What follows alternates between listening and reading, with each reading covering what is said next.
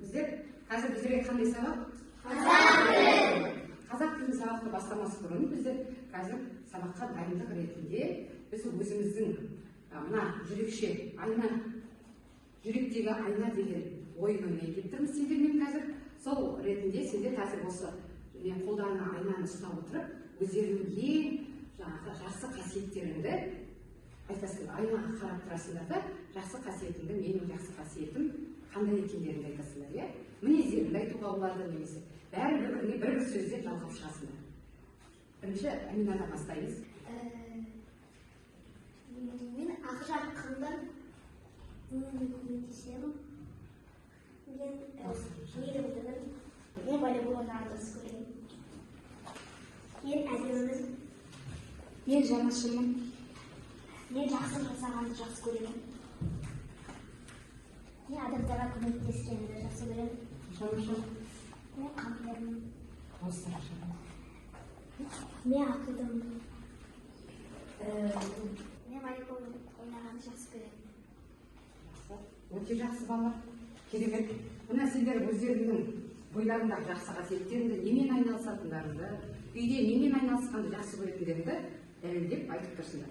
Енді осындай керемет көңіл-күйлерің қалай балалар? Жақсы. Ал осы көңіл-күймен қазір сендерге осы күйінде тұрамыз балалар. Сендерге қазір мен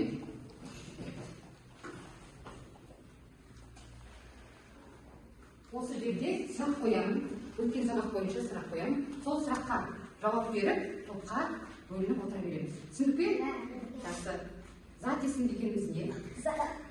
Қол көтеріңіз, Зат есім дегеніміз заттың атын білдіретін сөз табын. Зат есім дегеніміз зат есімге кім-кімден не деген сұрақтар қойылады. Отыра. Бірінші топқа отыра. Екінші. Етістік дегеніміз не? Етістік дегеніміз заттың іс-қимылын, әрекетін білдіретін сөз табын. Етістік дейміз. Оның сұрақтары не істеді, не қылды қайтты. Етістіктің түрлері. Заттың шын, ілімін, пішінін білдіретін сөз табын. Несін сұрақта қандай қайын. Отыра ғой. Өзіңіз болған отыра ғой. Жақсы. Сан есім дегеніміз не? Заттың санын білдіретін сөз табын деп атаймыз. Оның сұрақтары қанша, нешінші. Отыра ғой. Жақсы. Сан есімге мысал келтірейікші? Кім айтады? Сан есімге мысал келтірейік. 5-ші, 6-ші, 7-ші, 5, 6. Жақсы, отыра ғой. Зат есім түрлері. Негізгі Не? Төнді және төнді. Негізгі. Отыра ғой. Жақсы. Есім дегеніміз не? Заттың саны, заттың қимылын, әрекетін білдіретін сөзі, жетістік дейміз. Оған істеді, не қылды деген сұрақтар қойылады. Отыра ғой. Жақсы. Есім түрлері. Негізгі туынды. Түсінесің, отыра ғой. Жақсы. Қазір топқа бөлініп. Енді өткен сабақта қандай сөз табын өтпедік? Сан есім дегеніміз не? Тағы есімге түсірейікші, Зат есім дегеніміз заттың санын білдіретін сөз табын. Сұрақтары неше, қанша. Жақсы, өте жақсы керемет. Енді бәріміз балалар мынандай Мюнхенберг деген ойынды ойнап жіберейік. Мына жерде балалар әріптер беріліп тұр, балалар бірнеше әріптер біріне-біріне жалғасқан, тізбектен жалғасқан. Енді осы әріптердің ішінен біздер мағыналы сөзді табуымыз керек. Қандай сөздерді байқап тұрсыңдар?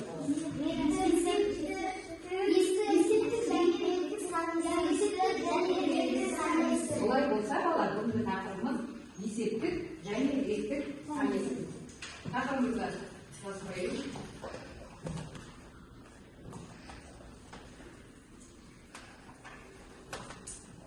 Бүгінгі тақырыбымыз есептік және реттік сан есім. Бүгінгі сабағымыздың мақсаты балалар таныстырайық.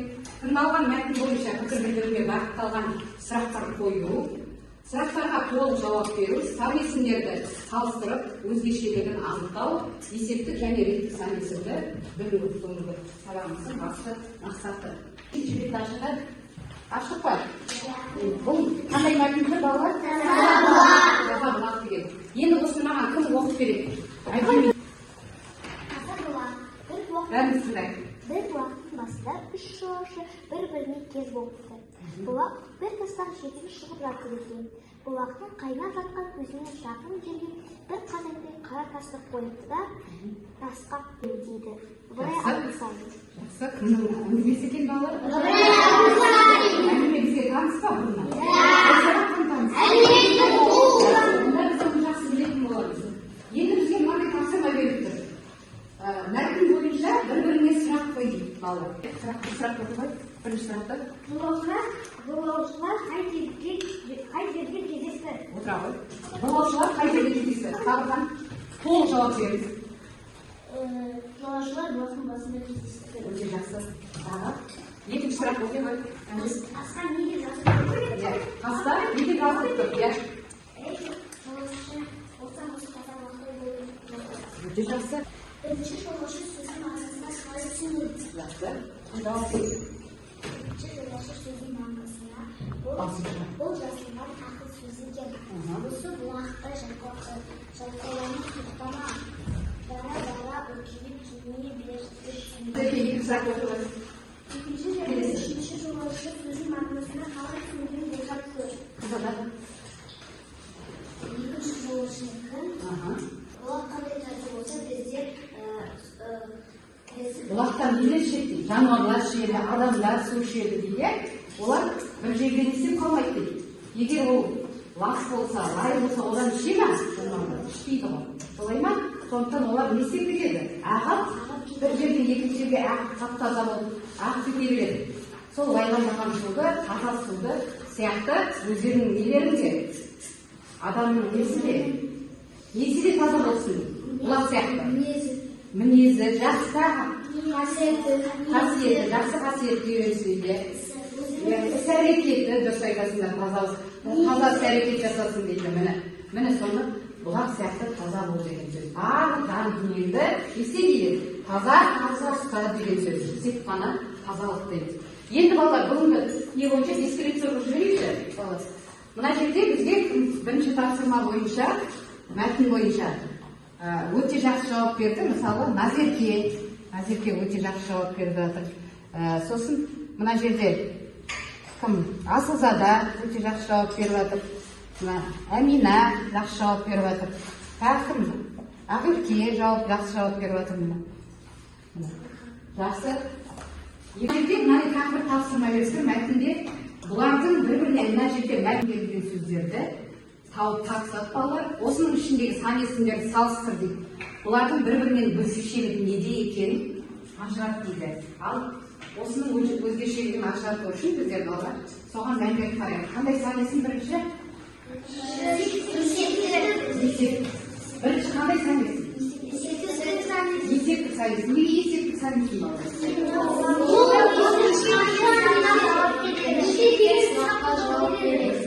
Балалар, неше деген сұраққа жауап береді. Ал екінші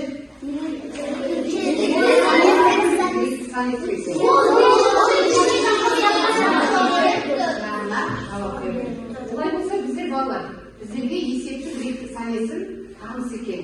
Енді балалар, мына ережені есімізге сақтайық. Сан есім есептік және реттік болып екіге бөлінеді. Қанша, неше сұрақтарына жауап беретін сан есімдерді есептік сан есім деп атайды. Мысалы, 5, 6, 7. Нешінші сұрағына жауап беретін сан есімдерді реттік сан есім деп атайды. 5-ші мысалы, 6-шы, 7-ші деп айтуға болады. Ал реттік сан есім, есептік сан есімде 10-шы, 3-ші, 10-шы, 3-ші деген жұрнақтар жалғану арқылы сөздерді сан есім деп атайды. Сан есімдерге қанша, неше, нешінші деген сұрақтар қойылады. Балалар, бүгін сабақта көргендерін есептік және реттік сан есімнің сұрақтарымен таныстық, және оның реттік сан есімнің жұрнақтарымен таныстық. Енді олай болса, біздер қазір дәптермен жұмыс жасаймыз. Алтын қалам деген ойын бұл жерде, алтын қалам, жақсы білеміз ғой балалар, алтын қалам қандай? Ол сары түсті болады, солай ма? Енді осы алтын қалам не үшін керек? Алтын қалам бізде әдемі жазу үшін керек. Сондықтан біздер көркем етіп жазу үшін 36-шы жаттығуды қазір дәптерімізге әдемі етіп жазайық балалар. 36-шы жаттығуды әдемі етіп жазайық.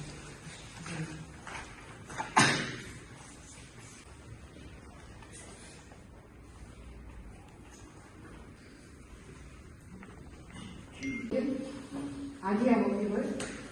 Бірінші сөйлеміңді оқы. Есіл өзенінің тереңдігі 2 метр.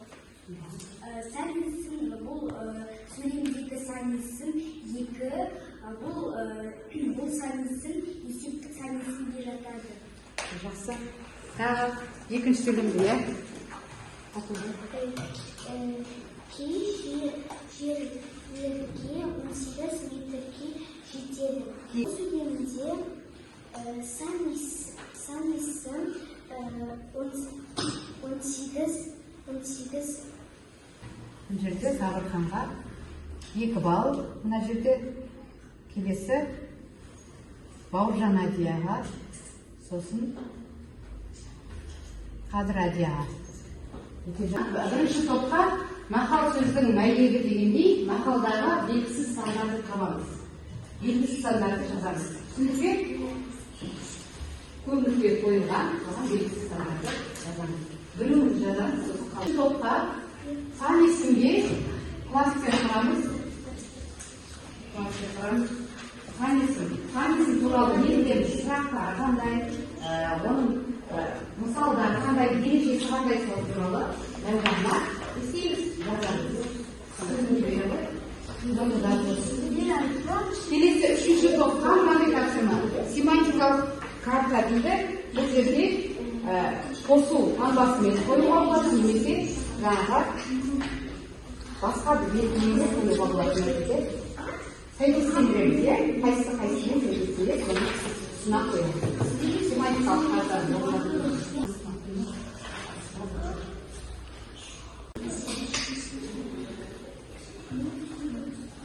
Алай, топтық жұмысты бітірдік пе? Қорғауға дайынбыз ба? Мына топтан шыға кім шығады? Гаухар, үйден ғой. Мына топтан дайын болсаңдар, асылзадар. Мына топтан Каусар. Егер дайын болсақ, бірінші топ қалғандарымыз қандай? Айталық. Ер бір рет өледі. Ер бір рет өледі. Қорқақ 1000 рет өледі. 6 ала болса, ауыздағы кетеді. 4-еуі түрге болса, төбедегі келеді. 30-тен шыққан сөз 30 руға тарайды. 7 рет өлшеп, бір рет кес. 100 сомын болғанша, 100 досым болсын. Бірінші байлық, денсаулық. Екінші байлық, ақ жаулық.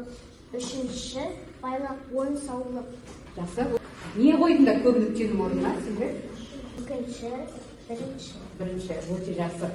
Ал Гаухарды бағалап жіберейікші? Жақсы отыра бала? Жақсы, енді отыра бала. Асылға сен қойды. Сан есім 7-ші, 10-ші сан есім реттік және есептік болып бөлінеді. Мысалы, маржан 9-ші пәтерде тұрады. Сан есім сұрақтары қанша, неше, нешінші. Сан есім дегеніміз заттың санын білдіретін сөздерді сан есім дейміз. Оларға ыншы, жұрнақтары. Оларға ыншы, нышы, деген жақсы, өте жақсы. Бұл кластер болып отырады. Сан есім туралы жалпы не білетінін қағаз бетіне түсіндіріңіз. Өте жақсы. Асылзадан бағалап жүрейікші. Келесі отырған Асылзадан. Келесі үшінші тобымыз қорғайды. Бірінші, екінші, бесінші, алтыншы, жетінші. Қайсысы жетінші? Реттік сан есім отырады. Топтық жұмыс бойынша қорғаған оқушыларды бағалап жіберейік. Мына жерде бірінші топта Гаухар өте жақсы қорғап шықты. Гаухарды бағалап жіберейік. Содан кейін екінші топта Асылзада өте жақсы қорғап шықты. Асылзаданы қорғап бағалап жіберейік. Сосын үшінші топта Қыдыр Каусарды бағалап жібереміз. Қамқор болсаң қауқор деген. Мынадай сендерге логикалық тапсырмалы. 3 тышқанның неше құлағы бар? Үш тышқанның 6 құлағы бар. Дұрыс па балалар? Жердің серігі. Иә. Мектептегі 45 минут. Мектептегі 45 минут сабақ. Өте жақсы. Қартайған ер адам. Ата. Өте жақсы. Ананың анасы. Иә. Қариола. Кесіндінің өлшейтін құрал. Гаухар. Сызғыш. Дұрыс. Әкеге ұл, атаға ше. Атаға ше. Иә. Немере. Дұрыс. Өткен күн. Кеше. Жазда тоқтамайды, қыста қозғалмайды. Иә, әперке.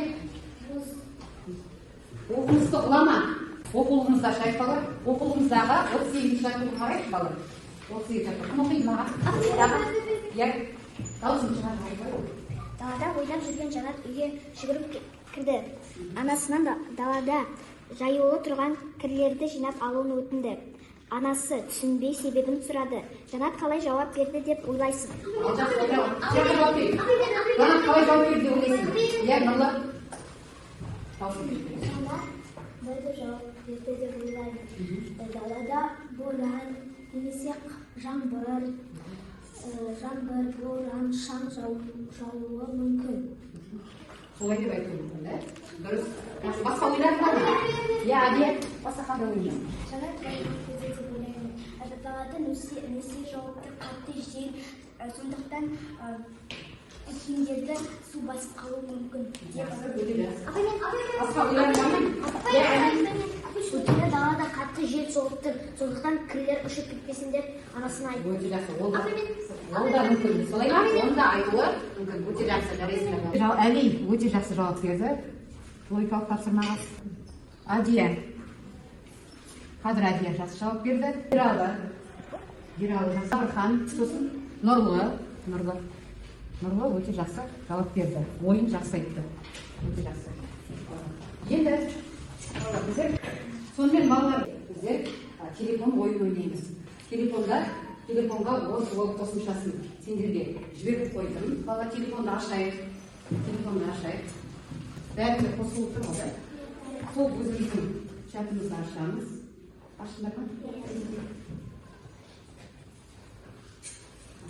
Бұнда тест тапсырмалары берілген. Бүгін жаңа бойынша сол тапсырманы шапшаңдап орындай қойып, неше балл алды, соны маған айта қойсын.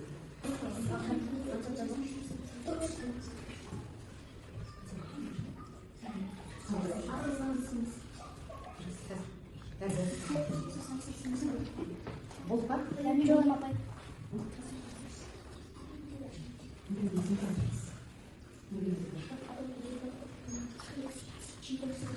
Жақсы балалар, болдық па? Болса, неше ұпай жинағаныңызды айта қояйын. Мына топтан, иә?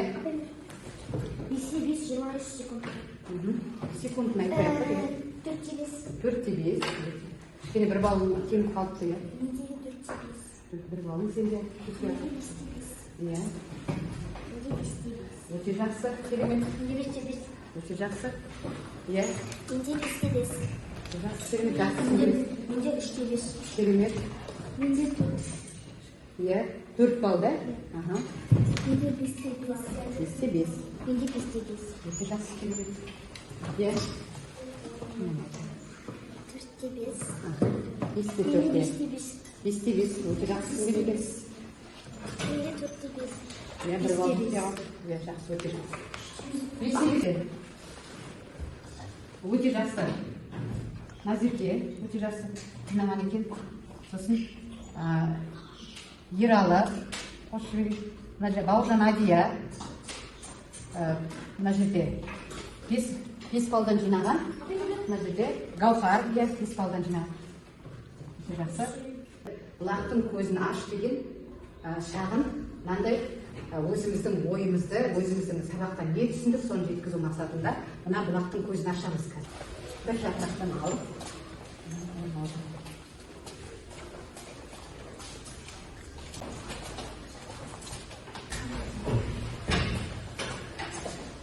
Балалар, біздер бұлақты тазартып, көзін аштық балалар. Не ұнады, соны біз жапыраққа жаза қояйық. Неге тапсырма? 37 шартты отырғызамыз, ережені жаттаймыз. Олай болса, балалар, бүгінгі сабағымыз аяқталды. Үйге тапсырманы жазып алдық қой?